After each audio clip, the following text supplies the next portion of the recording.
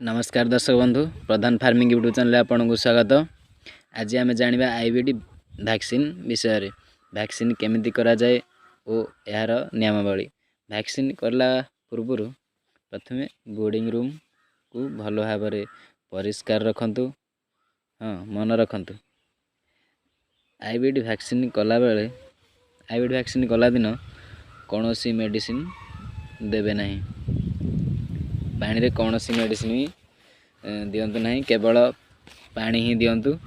Vaccine कला बेले ध्यान देवा जमिति वैक्सीन फेल न हुए, कारण वैक्सीन कला बेले किसी चाषी ध्यान दे न था जहाँ फल तांकर वैक्सीन फेल होता है। रानीखेत वैक्सीन हो कि आईबीडी वैक्सीन कला बेले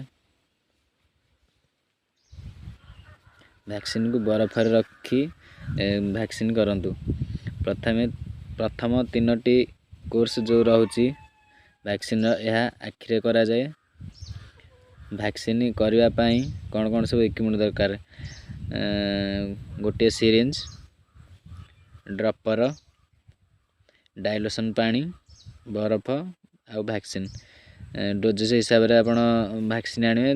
वैक्सीन जेकोसी भेटनारी दुकान आपको मिल जाए।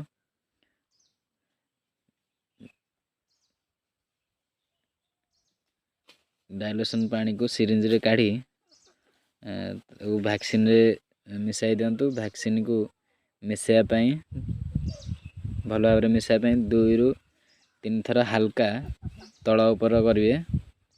तल उपर करंतु तापर या पूरा डायल्यूशन पानी रे वैक्सीन को मिसाई दिंतु।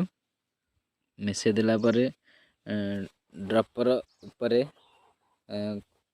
कपड़ा गुरे जमती आमर वैक्सीन फेल हेबनी, ठंडा जमती रहिबो। वैक्सीन कला बेले किछि समय व्यवधान पुणी पानी रे बरफ पानी रे बुड़ाइबे, फेल हेबनी जमती आमर वैक्सीन टोटल फेल हेबनी। वैक्सीन कला बेले चिंग्स को भल भाव धरतु, जमी बोबेबनी एपरी पूरा धरतु। गोटे बुंदा नाखे आखिरे पकाइबे। आपण मैंने भावुथे जे आरथरक बाम आखिरे पकई एथर डाहाण आखिरे पकई, सेमती किसी ना जेकोसी आखिरे पकईले चलो, किसी असुविधा ना। गोटे बुंदा नाखे आखिरे पकईबे, जदि भी 2 बुंदा पड़ जाए किसी भी असुविधा ना। केवल ध्यान देवे जमती वैक्सीन आमर फेल न हो। यहाँ आमर डे 14 द्वितीय वैक्सीन। प्रथम वैक्सीन आम 7 डेज रे हुए रानीखेत वैक्सीन। यहाँ आम 14 जो द्वितीय वैक्सीन हो आईबीड गंबर रोग पर जो आईबीड वैक्सीन। तापर आमर 21 डे हम पुणी थे से रानीखेत वैक्सीन पूरा ये एका करेंगे। रानीखेतर लाशटा रानीखेत वैक्सीन 21 डे पुणी हम।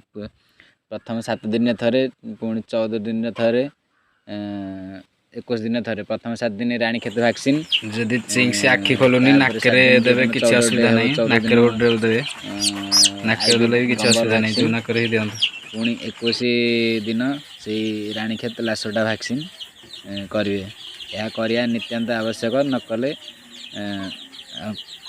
भाइरस जनित रोग आपण फार्म को पशिपारे। रोची आज भिडियोटी एतिकी। नमस्कार, जय जवान जय किसान।